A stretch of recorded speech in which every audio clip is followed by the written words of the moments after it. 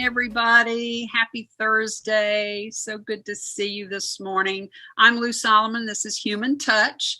It is a bi-weekly gathering where we come together to talk with authentic people doing meaningful work, interesting work, and helping to solve the problems of the world. And in this morning's conversation, we are with my good friend, Interact's good friend, Dr. Cheryl Richards of Johnson & Wales University, president of Johnson & Wales University. And first, just welcome, Cheryl. We're so glad to have you.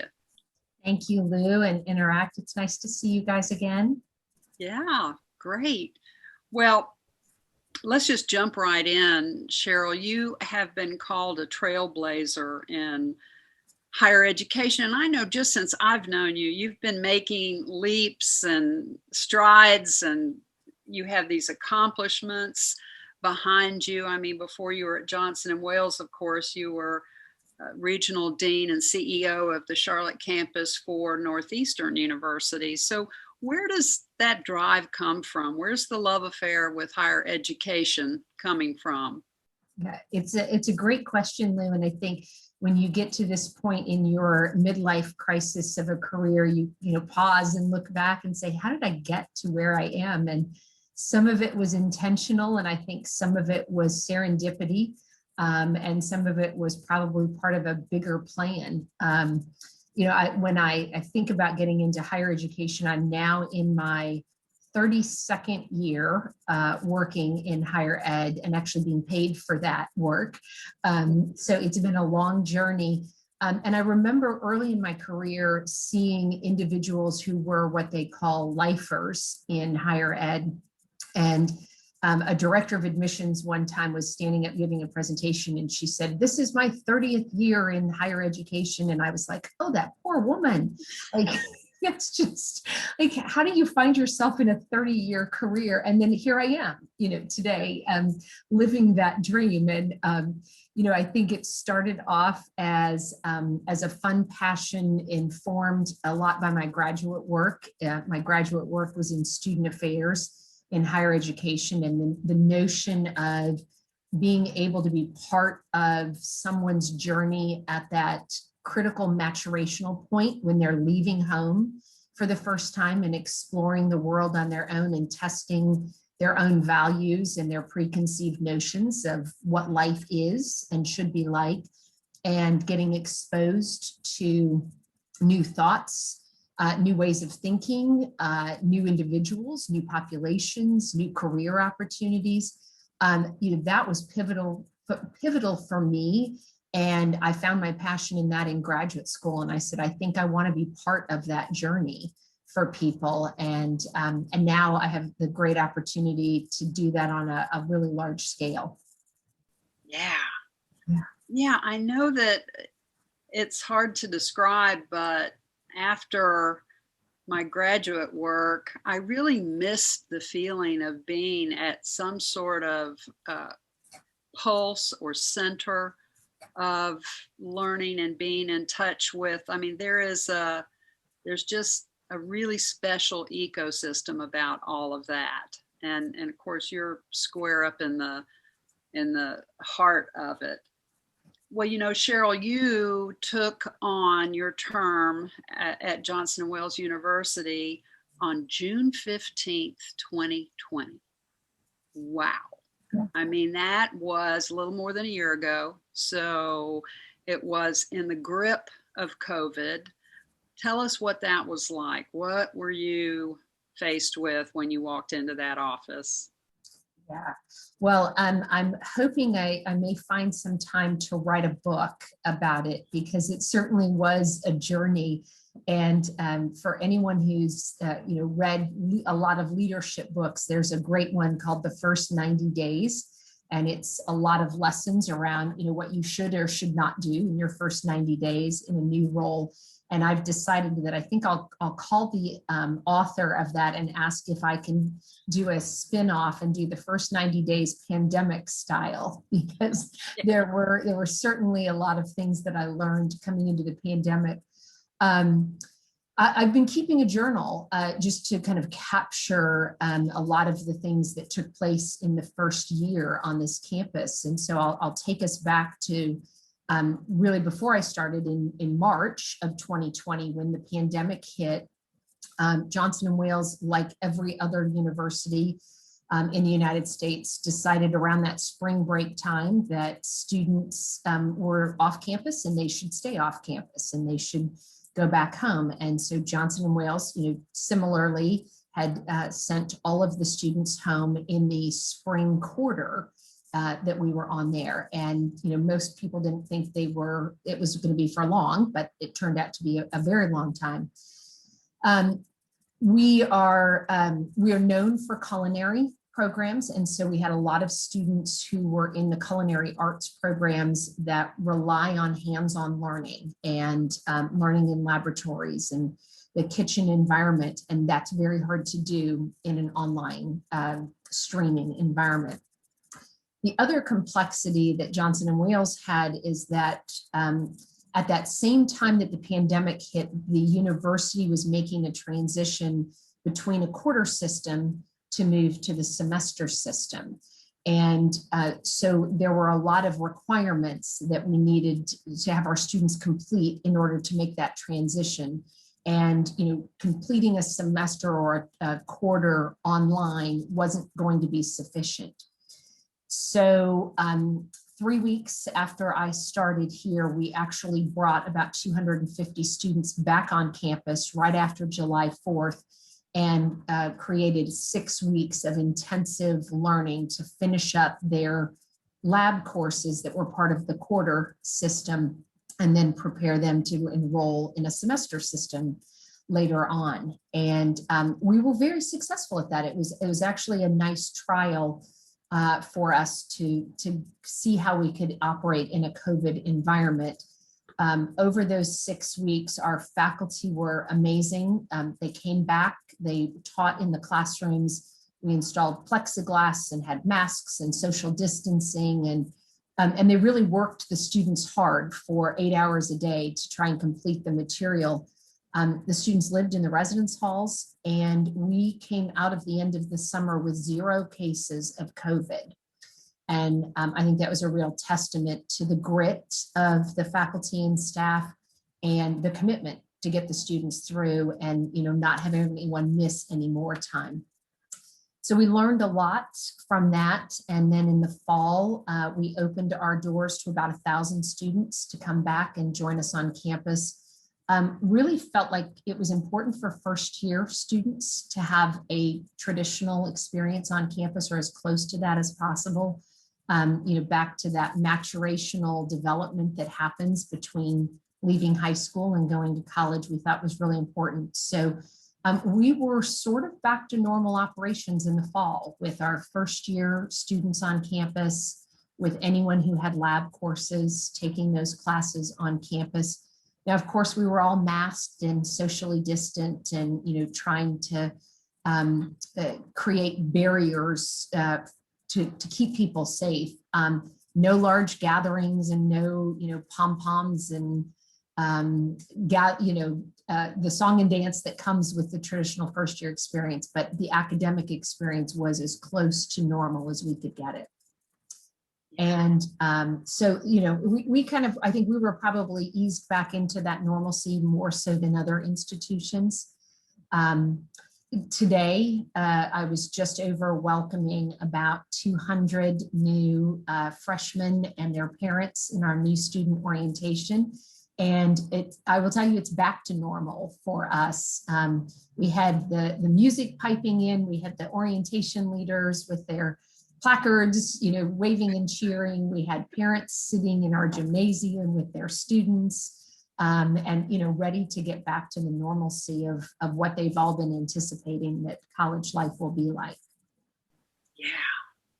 Yeah. Well, as you look at the other institutions, what do you think the economic impact is on the other campuses of Charlotte? Because certainly as a hands-on university as you are, then it gives you a certain exclusive look But as you think about just the campuses across Charlotte, what do you think the economic impact is?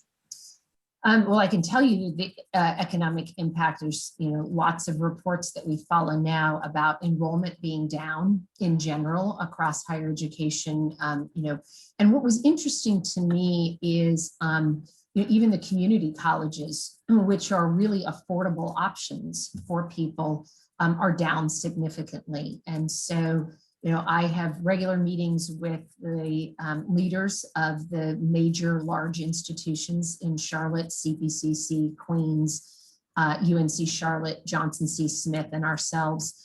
And it was a struggle for a lot of the institutions. Several of them decided to go completely virtual. And, that has, economic implications. Institutions are not just driven by tuition. They're also driven by housing and all of the auxiliary services that come with that. And so, institutions that chose not to bring students back on campus really had to grapple with that from a financial standpoint. And talking with, my colleague, Dr. Diedemeyer over at CPCC, their enrollment is down. And that's a phenomenon that's affecting a lot of community colleges, and one that I don't think we fully understand why yet, why that's happening. We've been pretty blessed at Johnson & Wales. Our enrollment projections right now are steady, if not trending upward a little bit. And so that gives me optimism that we're headed back to normalcy, and that individuals are selecting institutions based on the unique value proposition that we can afford them. And Johnson & Wales has certainly made our name in culinary. This campus here was awarded the honor of number 6 in the world for hospitality just this past spring by CEO World Magazine. So, I think there will be consumers who still want a high quality education and a high quality experience. And as long as we can continue to provide that, I'm optimistic that that'll help us in our business operations. Yeah. Susie Adams, who is on our team, is the universe's #1 Clemson fan. And we were talking about how if you lose that on-campus experience at iconic places like Clemson, what does that mean for the future of can you translate that into an online experience? It seems like it would be really hard. I would say, Lou, I think one of the things that colleges and universities will have to grapple with more so, and it's at an accelerated pace now, is the blend of using online learning modalities with on-ground experiences. And, prior to the pandemic, I think a lot of institutions were starting to explore online programs and expand their technology infrastructure in order to accommodate that new generation of learners.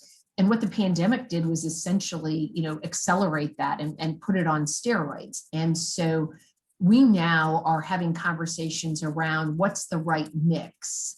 The students who are our consumers are technology natives. They grew up with technology at their fingertips. And so they expect certain elements of a learning journey to be available online.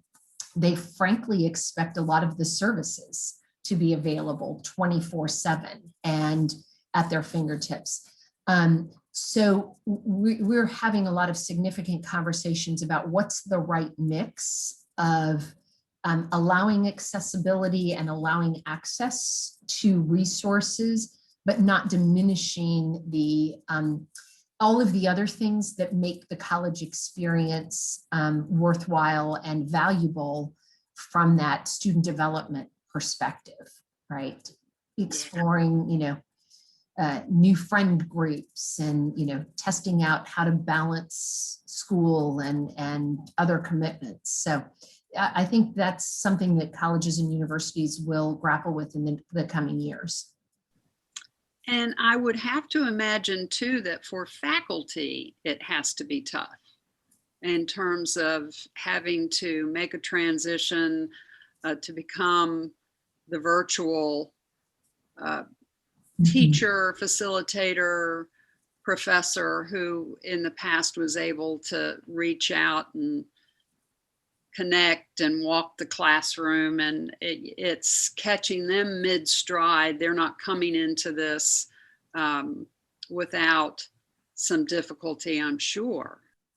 Yeah, well, and I see the names of several of our faculty here on that. I don't want to presume to speak for them, but I will tell you that they were amazing. I think faculty are drawn to this profession because they're natural teachers and champions for others. And that, Lou, kind of being in this business as well, right? You want to establish a connection with somebody. You want to feel the emotion. You want to see when the light bulb goes off, and you want to, see that something you've said has made that difference.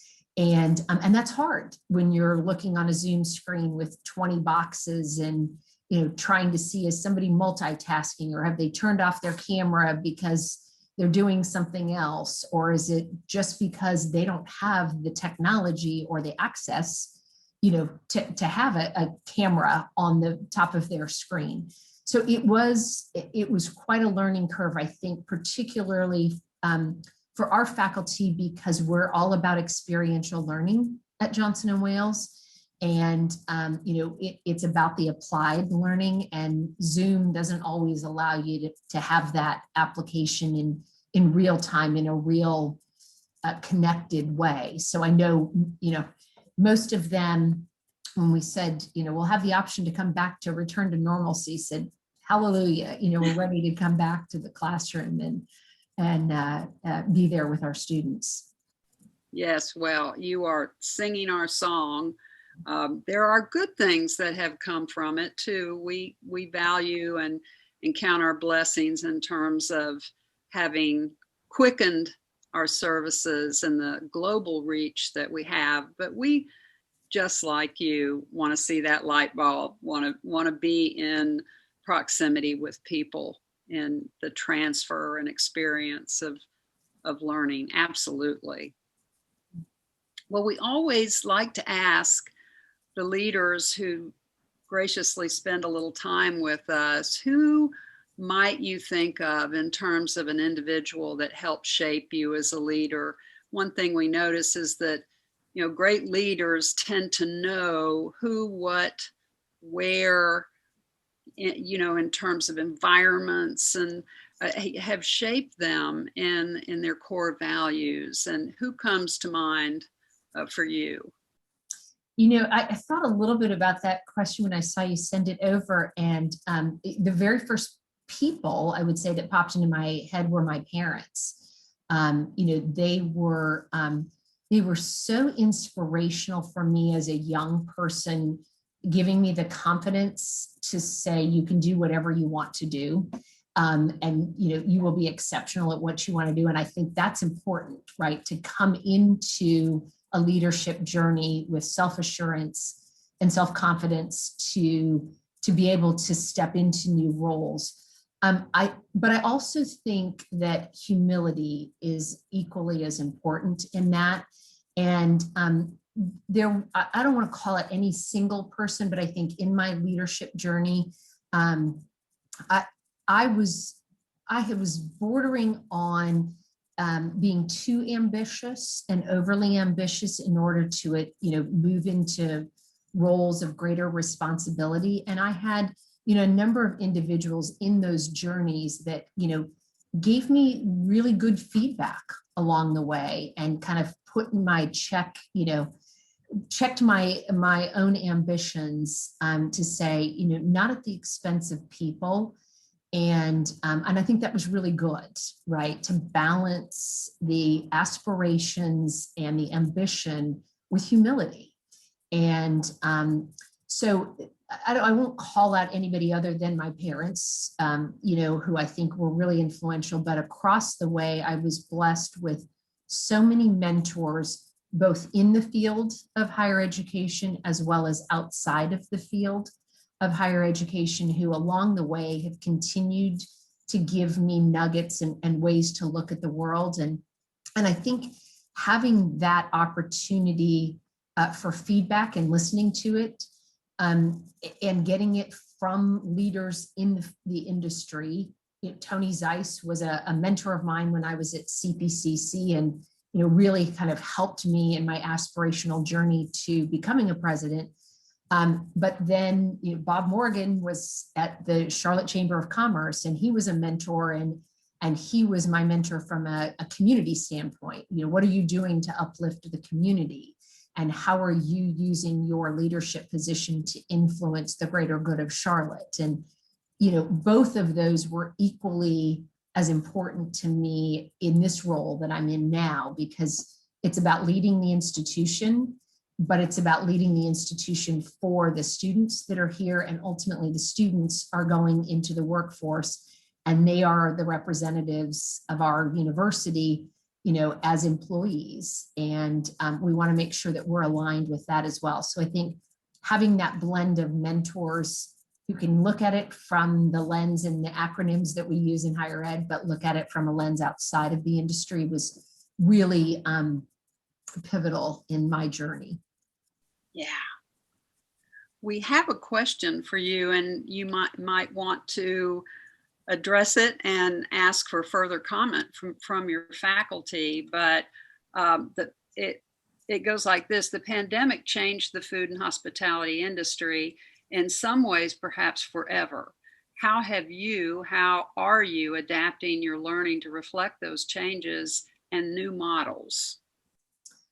Yeah, it's a great question. And, one of the things that we have started to do this year is really get close with our industry partners. So, I meet with the large employers, hospitality and restaurateurs in an area to say, what are your needs?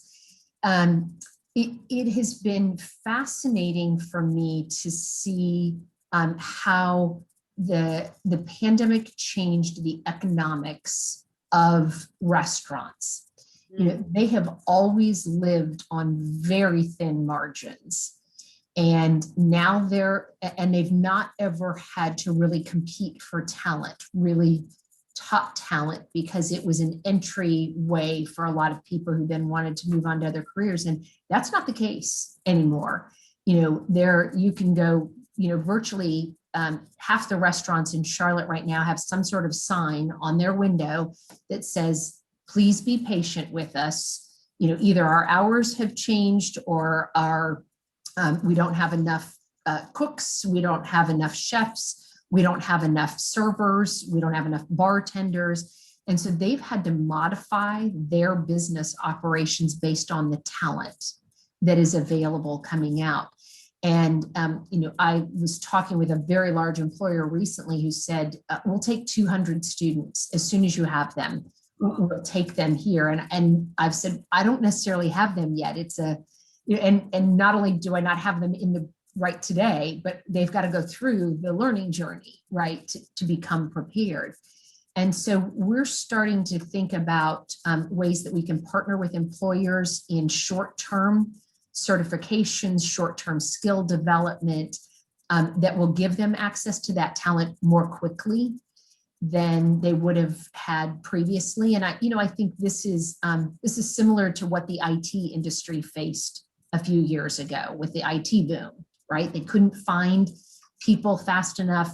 They had boot camps that were starting up. And so we're starting to do similar exploration now.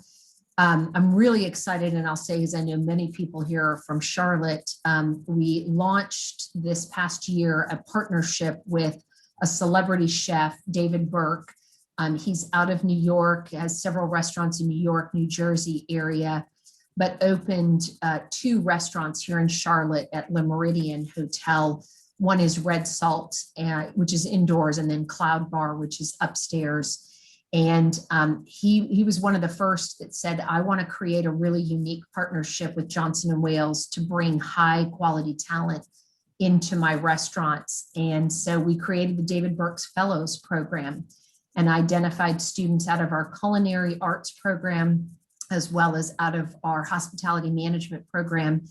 And they were fellows over the summer, and he paid them very competitive wages. They are working 35 hours a week, but he's paying them 40 hours a week. And the other 5 hours are professional development training with his management team, so that the students have real applied experiences and opportunities in his restaurants. And so we're going to circulate that through and run cohorts of those fellows. And then these students will have opportunities to work at his restaurants in New York and New Jersey, and he just opened a couple in Dubai.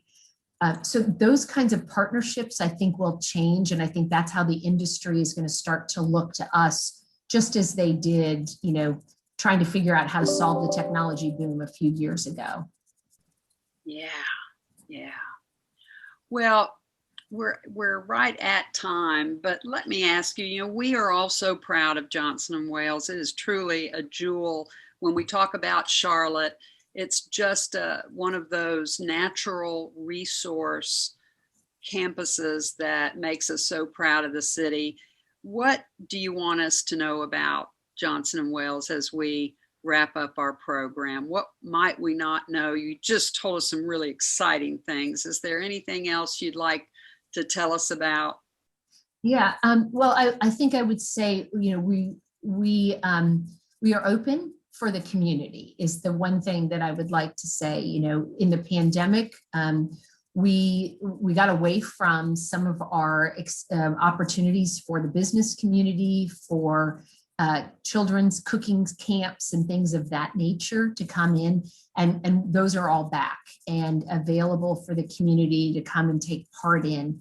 And as we grow our campus here, there are 5 colleges that make up our campus. Certainly our College of Food Innovation and Technology is most notable for our contributions to the community. The College of Hospitality Management that I mentioned with their global ranking. We have a College of Business and a College of Arts and Sciences. And then this fall, we will bring on a College of Health and Wellness to the community, really to create that intersection of food systems and food sustainability and what that means to health and wellness. And so as the community starts to think about the role that we can play as an additional contributor to the community's needs, think of us across all 5 of those areas. Yes, wonderful. Well, thank you, Cheryl Richards, and to the folks on faculty who are with us as well. We just appreciate who you are and what you're doing. Cheryl, thank you for being generous with your time. And everyone, we will see you on the 29th. We have D'Amica, or as her friends like to call her, Shantae Kempson, who was named Charlotte Mecklenburg Schools Teacher of the Year. And we're excited to hear what insights she'll have for us about CMS on its journey. Thank you. Have a wonderful rest of the day, and we'll see you soon. Thanks, Lou. Bye.